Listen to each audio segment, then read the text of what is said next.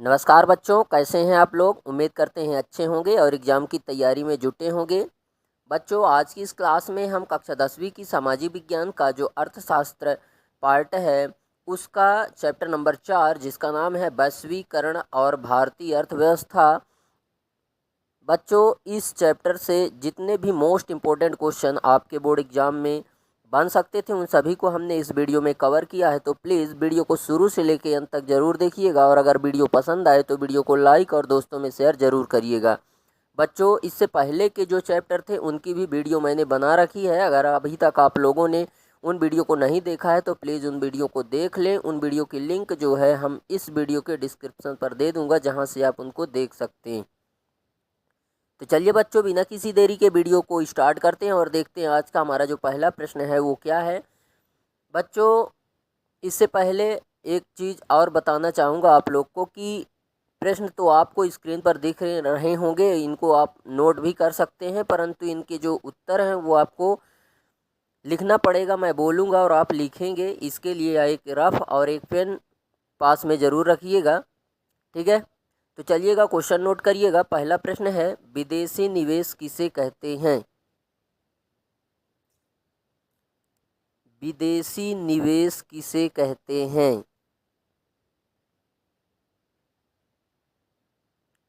बच्चों, किसी बहुराष्ट्रीय कंपनियों द्वारा दूसरे देशों में किए गए निवेश को, ठीक है। कोई बहुराष्ट्रीय कंपनी है, बहुराष्ट्रीय कंपनी हम उसको बोलेंगे जो बहुत सारे राष्ट्रों में एक साथ व्यापार करती है, ठीक है।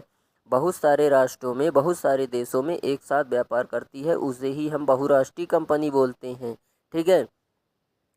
तो कोई बहुराष्ट्रीय कंपनी दूसरे देशों में किए गए निवेश को विदेशी निवेश कहा जाएगा, ठीक है। जैसे कोई बहुराष्ट्रीय कंपनी है, दूसरे देशों में अगर वो अपने पैसे इन्वेस्ट करती है, निवेश करती है, तो उसी को जो है विदेशी निवेश कहा जाएगा। जैसे एग्जाम्पल के लिए देख सकते हैं कि भारत में फोर्ड मोटर्स ने जो है तो 17 करोड़ रुपए निवेश किया हुआ था, ठीक है। तो चलिएगा, इसके हेडिंग में डालिएगा, उत्तर के हेडिंग में डालिएगा विदेशी निवेश और डिटेल में लिखिएगा विदेशी निवेश। हेडिंग में डालिएगा विदेशी निवेश।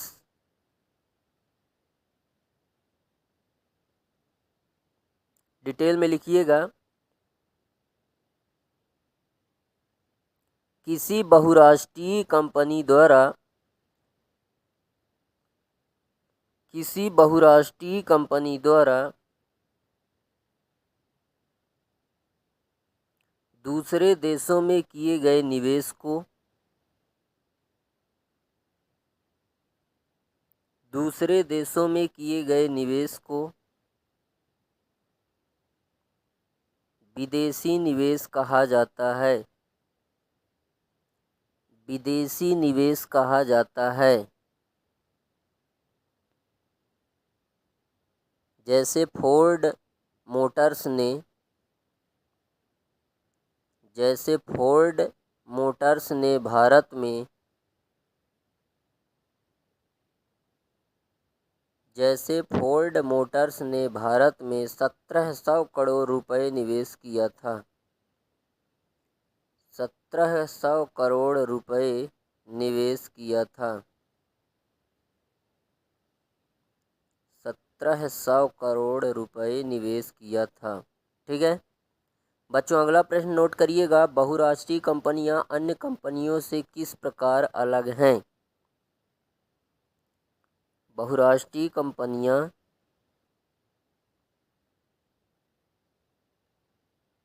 अन्य कंपनियों से किस प्रकार अलग हैं।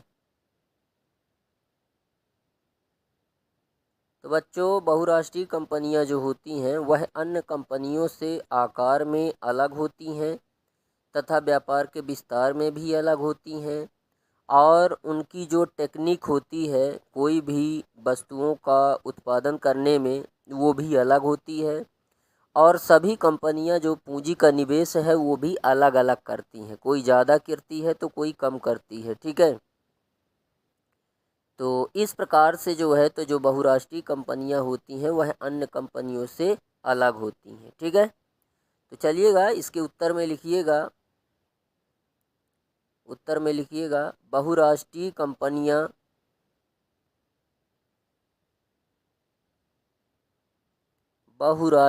कंपनियां अन्य कंपनियों से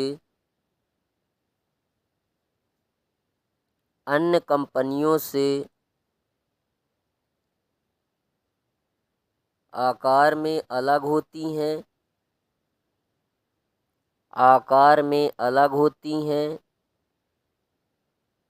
तथा व्यापार के विस्तार में भी अलग होती हैं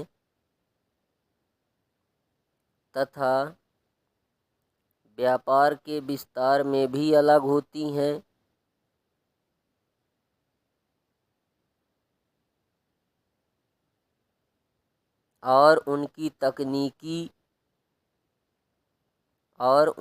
तकनीकी तथा पूंजी निवेश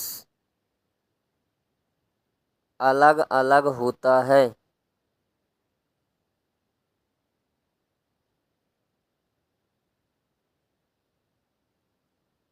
तकनीकी तथा पूंजी निवेश अलग होता है। ठीक है बच्चों, अगला प्रश्न नोट करिएगा, विदेशी व्यापार व विदेशी निवेश में क्या अंतर है?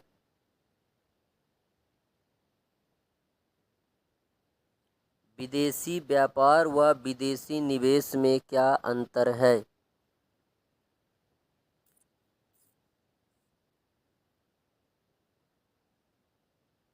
बच्चों, विदेशी व्यापार जो होता है वह एक देश से दूसरे देश में होता है, उसे ही विदेशी व्यापार कहते हैं। और अगर विदेशी निवेश की बात करें तो जब एक देश दूसरे देश में अपने पैसे निवेश कर देता है, वस्तुओं में या सेवाओं में लगा देता है, तो उसको विदेशी निवेश कहते हैं। ठीक है, तो पहले विदेशी व्यापार डालिएगा हेडिंग में, उत्तर में हेडिंग डालिएगा विदेशी व्यापार। विदेशी व्यापार, चलिए लिखिएगा, इसमें डिटेल करिएगा। यह ऐसा व्यापार है जिसमें कोई देश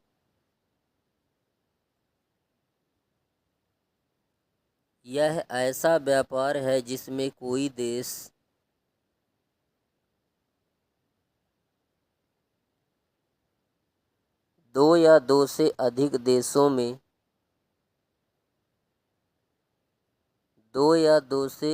देशों में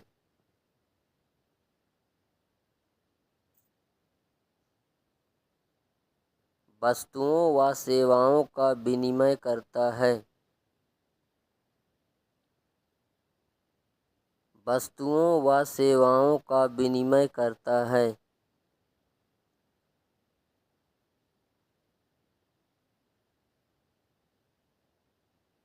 वस्तुओं का आयात निर्यात करता है। वस्तुओं का आयात निर्यात करता है, विदेशी व्यापार कहलाता है। विदेशी व्यापार कहलाता है।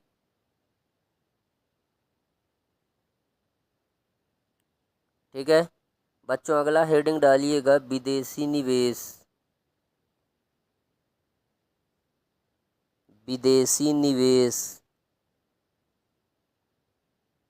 चलिएगा इसमें डिटेल करिएगा। यह ऐसा निवेश होता है जिसमें कोई देश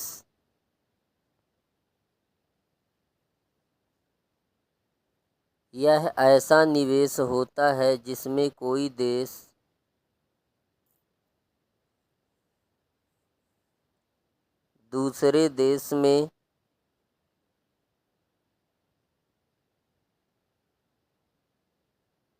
औद्योगिक या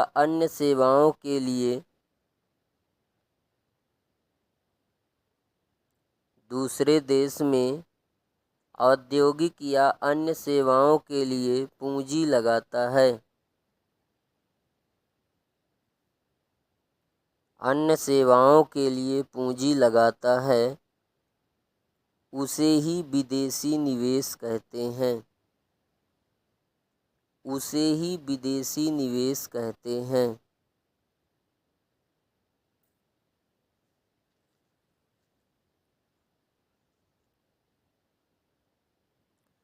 बच्चों अगला प्रश्न नोट करिएगा, वैश्वीकरण प्रक्रिया में बहुराष्ट्रीय कंपनियों की भूमिका।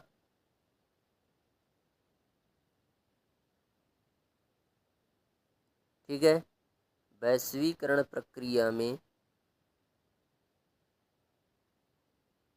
बहुराष्ट्रीय कंपनियों की क्या भूमिका है? बहुराष्ट्रीय कंपनियों की क्या भूमिका है?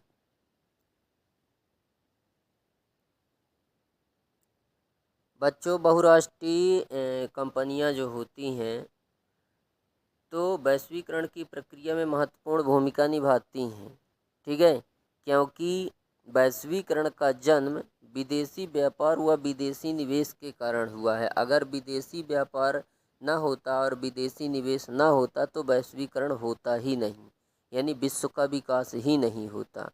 और यह दोनों ही क्रियाएं बहुराष्ट्रीय कंपनियों द्वारा ही संपन्न होती हैं। ठीक है, और इसी तरह से बहुराष्ट्रीय कंपनियां वैश्वीकरण की प्रक्रिया में महत्वपूर्ण भूमिका निभाती हैं।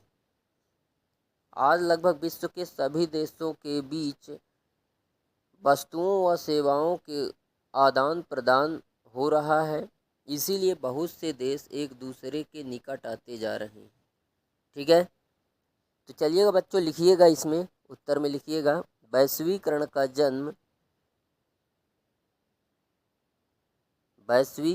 जन्म विदेशी व्यापार व विदेशी निवेश के कारण हुआ है। वैश्वीकरण का जन्म विदेशी व्यापार व विदेशी निवेश के कारण हुआ है, और यह दोनों ही क्रियाएं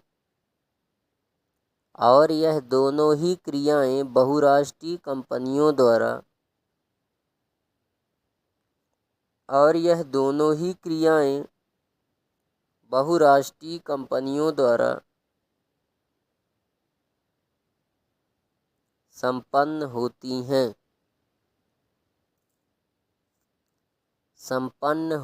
हैं। इस तरह से बहुराष्ट्रीय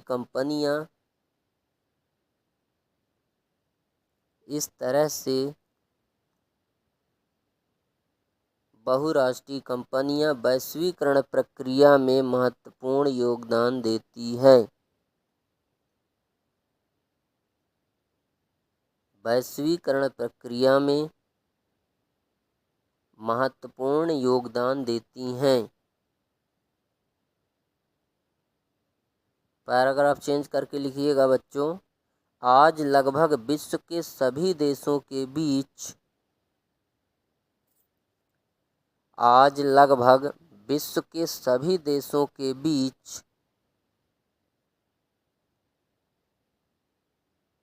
वस्तुओं व सेवाओं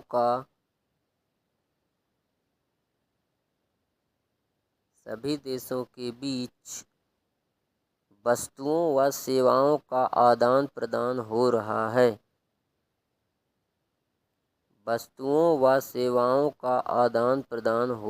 है। जिसके कारण बहुत से देश एक दूसरे के निकट आ गए हैं। जिसके कारण बहुत से देश एक दूसरे के निकट आ गए हैं। बच्चों अगला प्रश्न नोट करिएगा, वैश्वीकरण क्या है? वैश्वीकरण क्या है?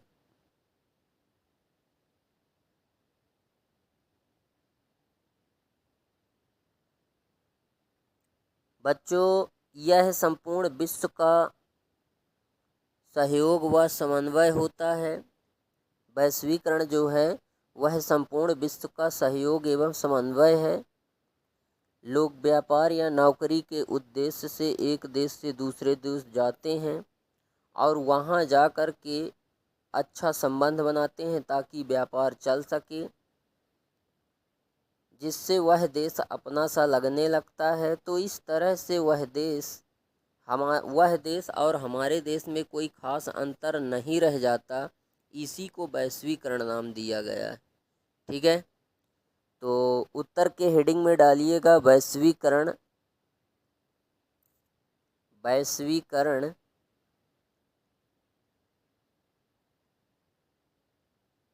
और डिटेल में लिखिएगा, यह संपूर्ण विश्व का सहयोग एवं समन्वय है। यह संपूर्ण विश्व का सहयोग एवं समन्वय है।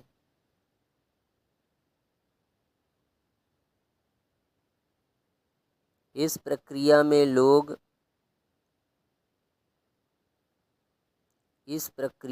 लोग व्यापार या नौकरी करने के उद्देश्य से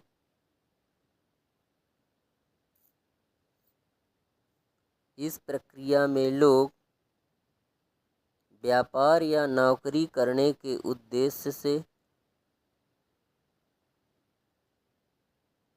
एक देश से दूसरे देश जाते हैं। एक देश से दूसरे देश जाते हैं और वहाँ के लोगों से अच्छा संबंध बनाते हैं। और वहाँ के लोगों से अच्छा संबंध बनाते हैं,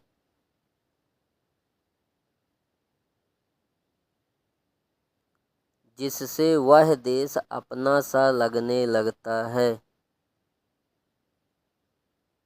जिससे वह देश अपना सा लगने लगता है।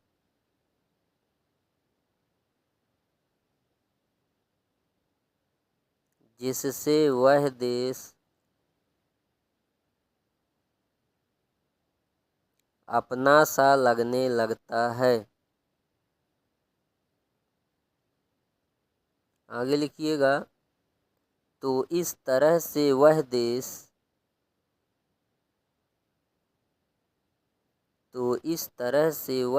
व हमारे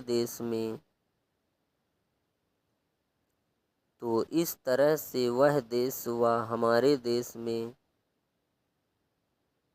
कोई खास अंतर नहीं रह जाता। हमारे देश में कोई खास अंतर नहीं रह जाता।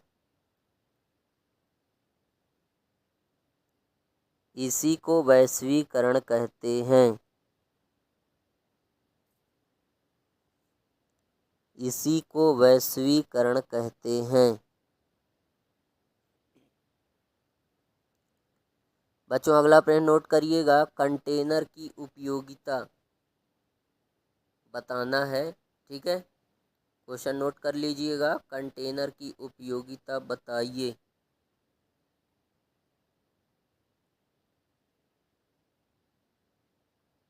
कंटेनर की उपयोगिता बताइए।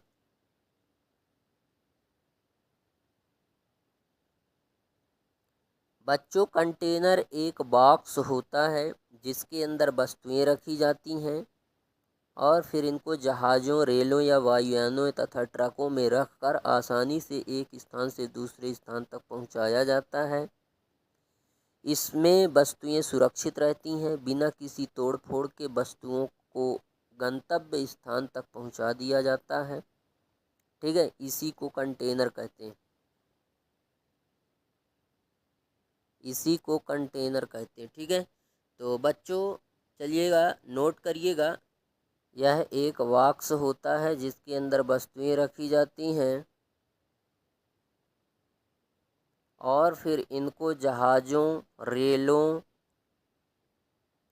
और फिर इनको जहाज़ों, रेलों, वायुयानों, जहाज़ों, रेलों, वायुयानों तथा ट्रकों में रख कर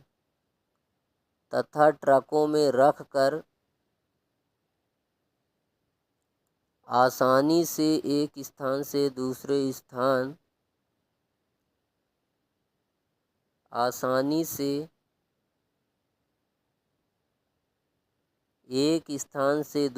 स्थान पहुंचा दिया जाता है।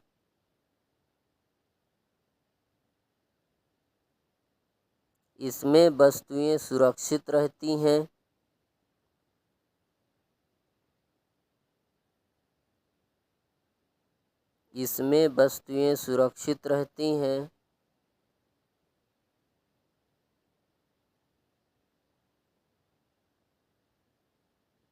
अर्थात बिना किसी तोड़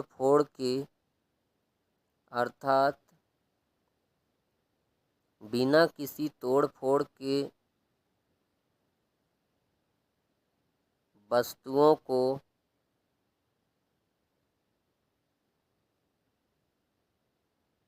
उनके गंतव्य स्थान तक पहुंचा दिया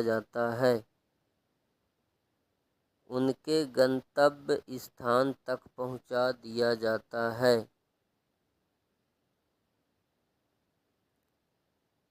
ठीक है बच्चों, अगला प्रश्न नोट करिएगा। अगला प्रश्न है, बहुराष्ट्रीय कंपनियां कहाँ स्थापित की जाती हैं?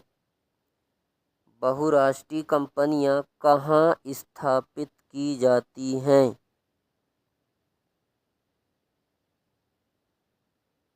बच्चों उत्तर में नोट करिएगा।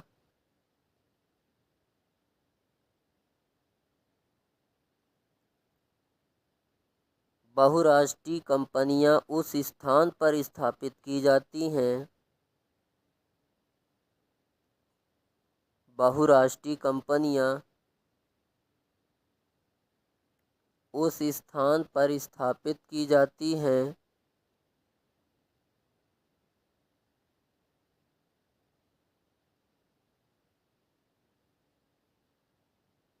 जो स्थान बाजार के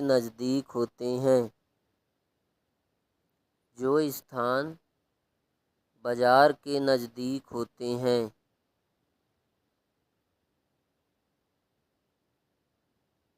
ठीक है, जो स्थान बाजार के नज़दीक होते हैं तथा जहां वस्तुओं के उत्पादन में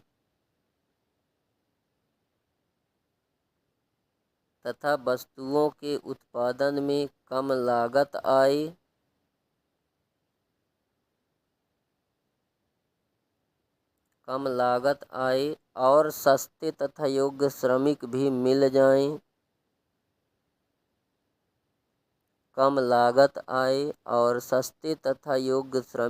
मिल जाएं। इसके अलावा जहां कच्चे माल की भरपूर उपलब्धता हो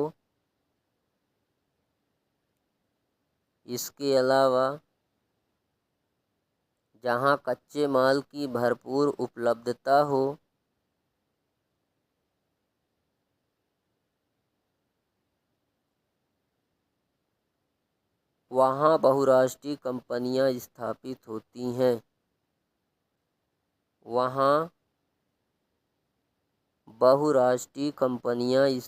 होती हैं।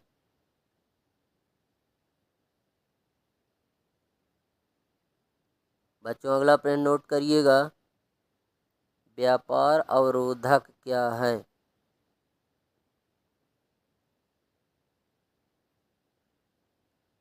व्यापार अवरोधक क्या है? बच्चों व्यापार अवरोध वह होते हैं जो एक देश की सरकार द्वारा वस्तुओं व सेवाओं के मुक्त व्यापार को नियंत्रित करने के लिए लगाए जाते हैं। ठीक है, मतलब जो मुक्त व्यापार ऐसा व्यापार होता है जहां पर कोई भी किसी भी प्रकार का कोई टैक्स नहीं दिया जाता और ना ही कोई उनमें रोक टोक होती। इसीलिए मुक्त व्यापार को नियंत्रित करने के लिए अवरोध लगाए जाते हैं। ठीक है, टैक्स लगाया जाता है। ठीक है, तो चलिएगा लिखिएगा व्यापार अवरोध, हेडिंग डालिएगा उत्तर में व्यापार उत्तर में हेडिंग डालिएगा व्यापार अवरोध, डिटेल में लिखिएगा व्यापार अवरोध वह होते हैं जो व्यापार अवरोध वह होते हैं जो एक देश की सरकार द्वारा वह होते हैं जो एक देश की सरकार द्वारा एक देश की सरकार द्वारा वस्तुओं व सेवाओं के मुक्त व्यापार वस्तुओं व सेवाओं के मुक्त व्यापार को नियंत्रित करने के लिए लगाए जाते हैं। मुक्त व्यापार को नियंत्रित करने के लिए लगाए जाते हैं।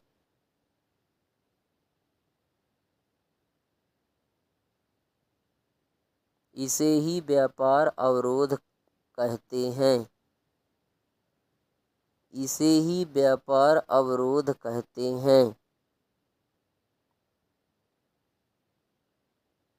उदाहरण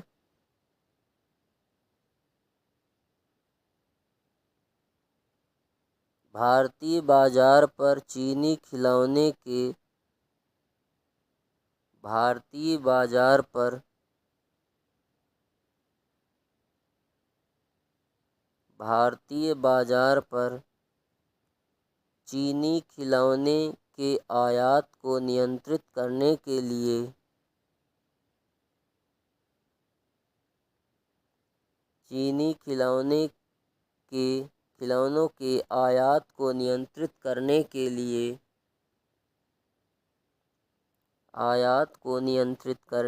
लिए सरकार द्वारा लगाया जाता है। सरकार द्वारा कर लगाया जाता है। आयात को नियंत्रित करने के लिए सरकार द्वारा कर लगाया जाता है। ठीक है बच्चों, अगला प्रश्न नोट करिएगा। बहुराष्ट्रीय कंपनियों से क्या आशय है? बहुराष्ट्रीय कंपनियों से क्या आशय है? बच्चों, यह वे कंपनियां होती हैं जो एक या एक से अधिक देशों में वस्तुओं एवं सेवाओं का उत्पादन करती हैं। ठीक है, मतलब एक या एक से अधिक देशों में वह सेवाएं देती हैं, वस्तुओं को उत्पादन करती हैं, जैसे Pepsi Cola, Samsung, LG, Honda. ये ऐसी बहुराष्ट्रीय कंपनियां हैं जो एक से अधिक देशों में सेवाएं दे रही हैं। ठीक है, इनकी एक मुख्य कंपनी होती है और फिर देश में कई छोटी छोटी इनकी शाखाएं खुली होती हैं।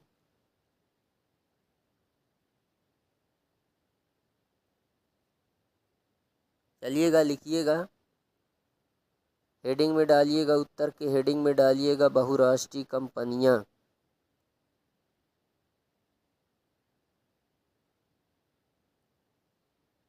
बहुराष्ट्रीय कंपनियां लिखिएगा। ये वे कंपनियां होती हैं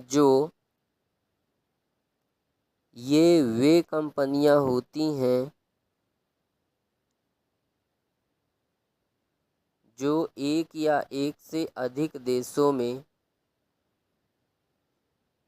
ये वे कंपनियां होती हैं जो एक या एक से अधिक देशों में वस्तुओं एवं सेवाओं का उत्पादन करती हैं। वस्तुओं एवं सेवाओं का उत्पादन करती हैं।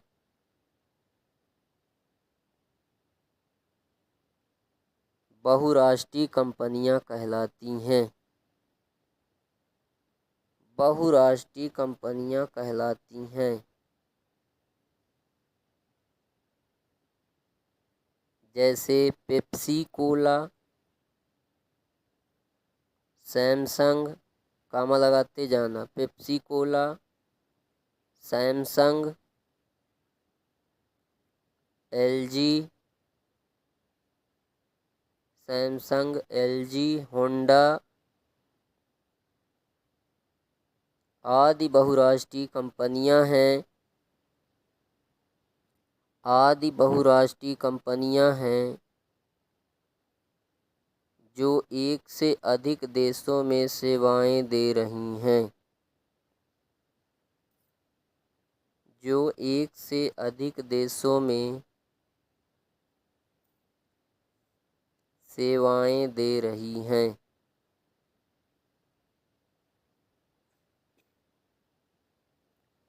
इनकी एक मुख्य कंपनी होती है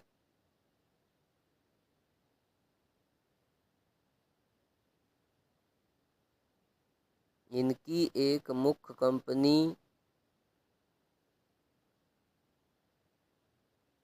होती है जो एक देश में स्थापित होती है,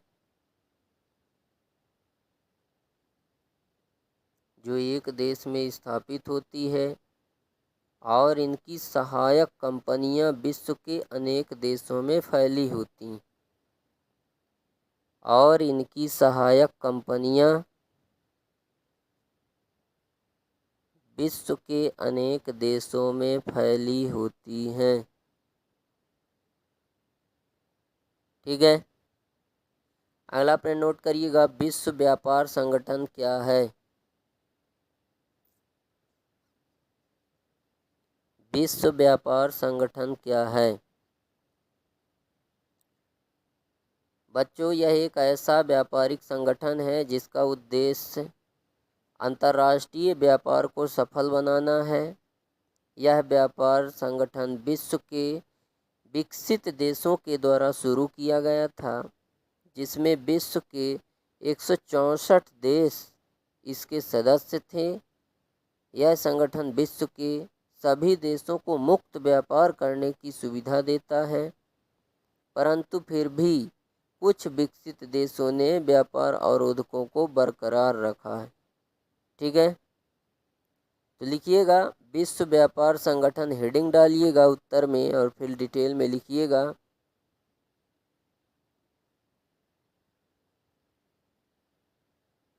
लिखिएगा, यह एक ऐसा व्यापारिक संगठन है, यह एक ऐसा व्यापारिक संगठन है जिसका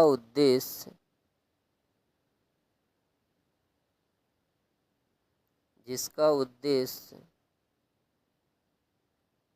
अंतर्राष्ट्रीय व्यापार को सफल बनाना है, जिसका उद्देश्य अंतर्राष्ट्रीय व्यापार को सफल बनाना है।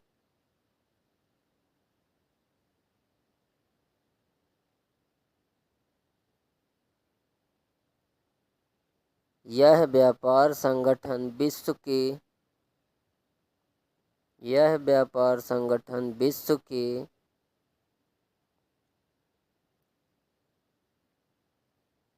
विकसित देशों के द्वारा शुरू किया गया था। विकसित देशों के द्वारा शुरू किया गया था,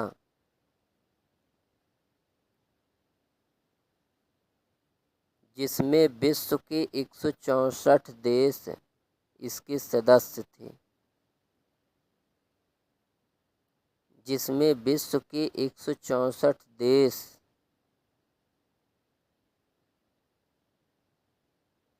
इसके सदस्य थे।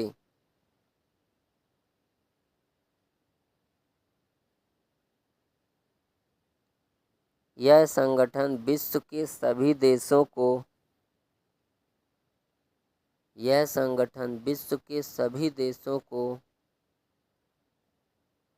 मुक्त व्यापार करने की सुविधा देता है। मुक्त व्यापार करने की सुविधा देता है।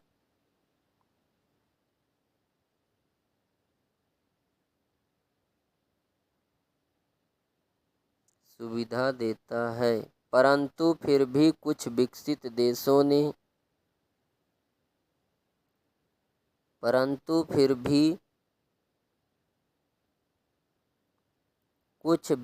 देशों ने व्यापार अवरोधकों को बरकरार रखा है। विकसित देशों ने व्यापार अवरोधकों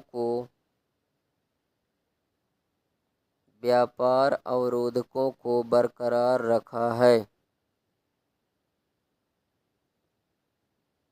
ठीक है बच्चों, अगला प्रश्न नोट करिएगा। वैश्वीकरण को प्रोत्साहित करने वाले कारक कौन से हैं? वैश्वीकरण को प्रोत्साहित करने वाले कारक कौन से हैं? बच्चों, प्रोत्साहित करने वाले कारक जैसे तकनीकी ज्ञान का विस्तार। अगर हम तकनीकी ज्ञान का विस्तार करते हैं तो उससे वैश्वीकरण प्रोत्साहित होगा।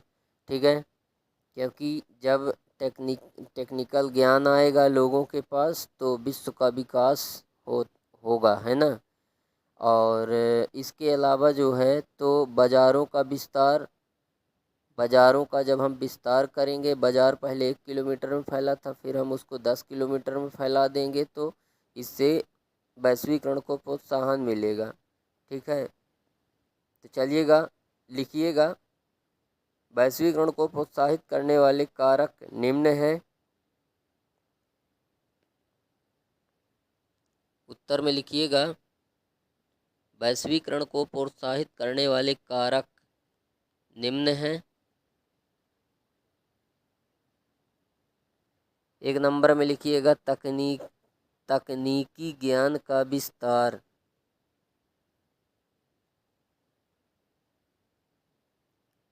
तकनीकी ज्ञान का विस्तार।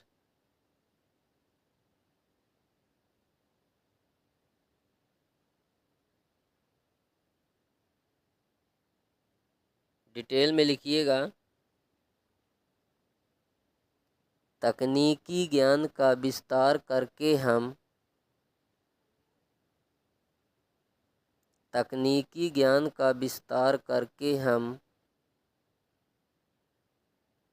वैश्वीकरण को बढ़ा सकते हैं।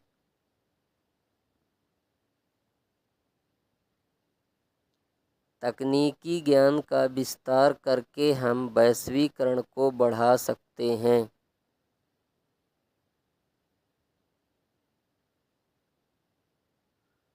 इस ज्ञान से लंबी दूरियों को कम लागत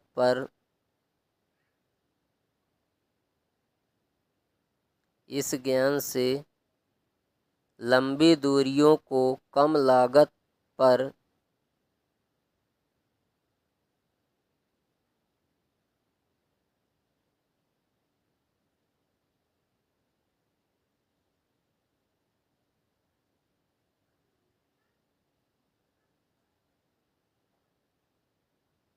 भेदा जा सकता है और दूर संचार के माध्यम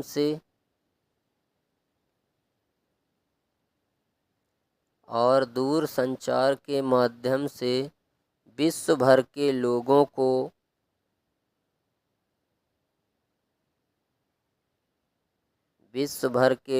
को एक दूसरे से संपर्क करने का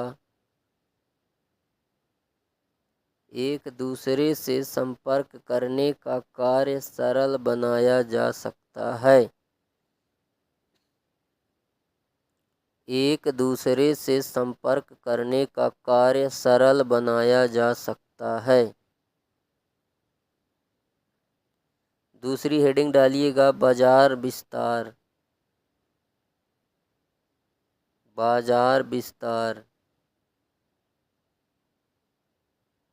डिटेल में लिखिएगा, बाजारों का विस्तार करके हम वैश्वीकरण को बढ़ावा दे सकते हैं।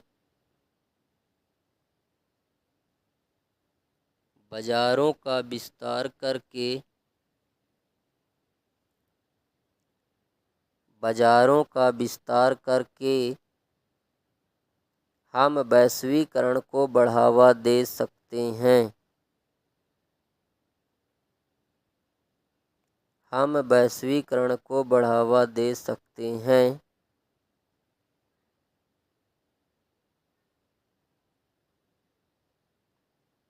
हम वस्तुओं को एक देश से दूसरे देशों में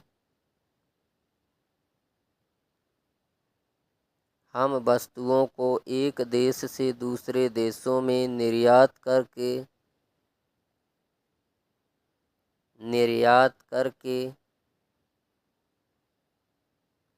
वैश्वीकरण को बढ़ावा दे सकते हैं।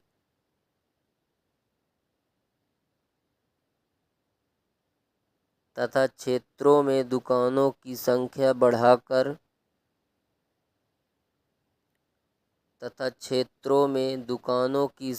बढ़ाकर वैश्वीकरण को बढ़ा सकते हैं।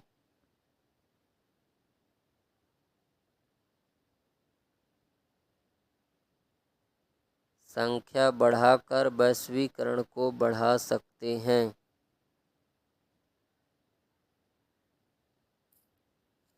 ठीक है बच्चों, अगला पेज नोट करिएगा। वैश्वीकरण से उत्पन्न समस्याएं बताइए। ठीक है, वैश्वीकरण से उत्पन्न समस्याएं बताइए। बच्चों, वैश्वीकरण से कई सारी समस्याएं हो जाती हैं, जैसे लघु उद्योग व कुटीर उद्योग जो है बंद हो गए,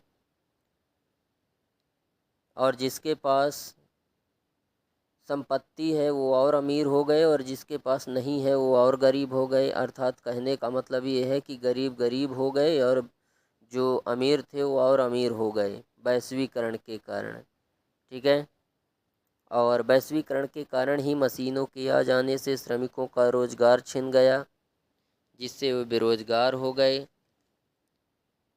ठीक है, और वैश्वीकरण के ही कारण समाज के गरीब एवं कमज़ोर वर्ग के लोगों को जो है तो लाभ नहीं मिल पाता, इसीलिए गरीब गरीब हो गए और जो अमीर थे वो और अमीर हो गए। ठीक है, तो चलिएगा नोट करिएगा, उत्तर में लिखिएगा वैश्वीकरण से उत्पन्न समस्याएं निम्न हैं। वैश्वीकरण से उत्पन्न समस्याएं निम्न हैं, लिखिएगा। वैश्वीकरण के कारण कुटीर व लघु उद्योग बंद हो गए हैं। वैश्वीकरण के कारण कुटीर व लघु उद्योग बंद हो गए हैं, जिसके कारण गरीबी व बेरोजगारी बढ़ गई है। जिसके कारण गरीबी व बेरोजगारी बढ़ गई है, जो कि वैश्वीकरण की एक समस्या रही है। जो कि वैश्वीकरण की एक समस्या रही है। अगला नंबर डालिएगा और लिखिएगा मशीनों के आ जाने से श्रमिकों का रोजगार छिन गया है। मशीनों के आ जाने से श्रमिकों का रोजगार छिन गया है, जिससे वे बेरोजगार हो गए हैं और वैश्वीकरण की समस्या बढ़ गई है।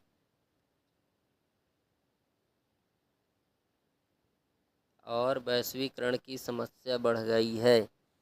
अगला नंबर डाल के लिखिएगा वैश्वीकरण के कारण समाज के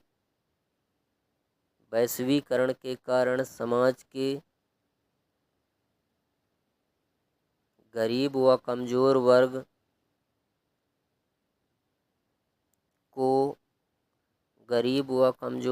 को वैश्वीकरण का लाभ नहीं मिला है। गरीब एवं कमज़ोर वर्ग को वैश्वीकरण का लाभ नहीं मिला है, जिसके कारण गरीब और गरीब हो गए और अमीर हो गए, जो कि वैश्वीकरण की एक समस्या रही है। जो कि वैश्वीकरण की एक समस्या रही है। बच्चों अगला प्रश्न नोट करिएगा। भारत में वैश्वीकरण का प्रभाव लिखिए। भारत में वैश्वीकरण का प्रभाव लिखिए। लिखिएगा बच्चों 1 नंबर डाल के। वैश्वीकरण के कारण उपभोक्ताओं को लाभ हुआ है। वैश्वीकरण के कारण उपभोक्ताओं को लाभ हुआ है।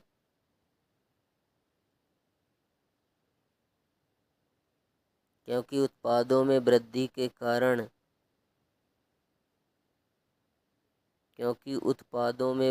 के कारण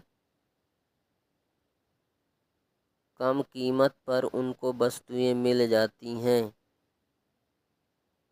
कम कीमत पर उनको वस्तुएं मिल जाती हैं।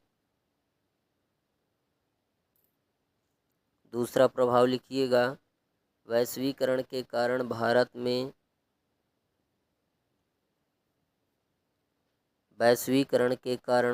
में बहुराष्ट्रीय कंपनियों का पूंजी निवेश बढ़ता जा रहा है। बहुराष्ट्रीय कंपनियों का पूंजी निवेश बढ़ता जा रहा है। अगला नंबर प्रभाव डालिएगा और लिखिएगा। वैश्वीकरण के कारण नए उद्योग स्थापित होते जा रहे हैं। वैश्वीकरण के कारण नए उद्योग स्थापित होते जा रहे हैं, जिससे लोगों के लिए नए रोजगार का सृजन हो रहा है। जिससे लोगों के लिए नए रोजगार का सृजन हो रहा है। अगला नंबर डाल के लिखिएगा। वैश्वीकरण के कारण बहुराष्ट्रीय कंपनियां विकसित हुई हैं। वैश्वीकरण के कारण बहुराष्ट्रीय कंपनियां विकसित हुई हैं और लोगों के संपर्क में आई हैं, जिसके कारण उनका विकास हुआ है। और लोगों के संपर्क में आई हैं, जिसके कारण उनका विकास हुआ है। जिसके कारण उनका विकास हुआ है। ठीक है, तो इस प्रकार से बच्चों उम्मीद करते हैं कि आपको हमारा यह वीडियो पसंद आया होगा। वीडियो अगर पसंद आया है तो वीडियो को लाइक करें, दोस्तों में शेयर करें, और अगर आप हमारे चैनल पर नए हैं तो चैनल को सब्सक्राइब करें एंड बेल आइकन भी प्रेस करें, ताकि हमारी नई नई वीडियो के नोटिफिकेशन आपको सबसे पहले मिले। तो दोस्तों आज के लिए बस इतना ही। मिलते हैं आप सभी लोगों से नेक्स्ट वीडियो में नेक्स्ट टॉपिक के साथ। तब तक के लिए जय हिंद, वंदे मातरम।